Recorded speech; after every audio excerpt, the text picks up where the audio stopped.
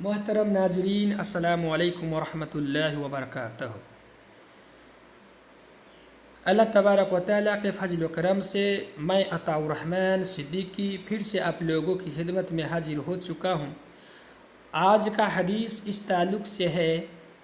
کہ اگر کسی مومن بندہ کے دل میں برا خیالات آ جاتا ہے تو اس عمل کو، اس برا خیالات کو حساب سے برے کام نہ کرنے کی ارادہ نہ ہو تو ایسی صورت میں اللہ تبارک و تعالیٰ اسے معاف فرما دے گا۔ تو آئیے اس کے تعلق سے اللہ کے رسول صلی اللہ علیہ وسلم نے کیا فرمایا ہے۔ حدیث یوں ہے، ان ابی ہریرہ رضی اللہ عنہ ان النبی صلی اللہ علیہ وسلم قال ان اللہ تجاوز عن امتی ما حدثت به انفسها ما لم تعمل او تقلم۔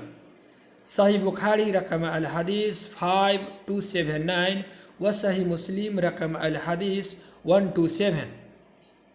اس حدیث کا معنی یہ ہے کہ حضرت ابو ہریرہ رضی اللہ عنہ سے روایت ہے کہ رسول اللہ صلی اللہ علیہ وسلم نے فرمایا، اللہ تعالیٰ نے میری امت کو خیالات فاسدہ کی حد تک معاف کیا ہے جب تک اس پر عمل نہ کرے یا اسے زبان سے ادا نہ کرے۔ میرے محترم بزرگوں اور دوستوں اور بھائیوں، اس حدیث سے معلوم ہوا کہ اللہ تعالیٰ نے اپنے مومن بندہ پر احسان کیا کہ بغیر عزم کے ان کے دلوں میں جو برا خیالات پیدا ہو اور اس کی کر گزرنے کا پختہ ارادہ نہ کرے تو اللہ تعالیٰ اسے معاف فرما دے گا، اور جس نے نافرمانی اور گناہ کرنے کا عزم کیا اور وہ اس دل میں گھر کر گیا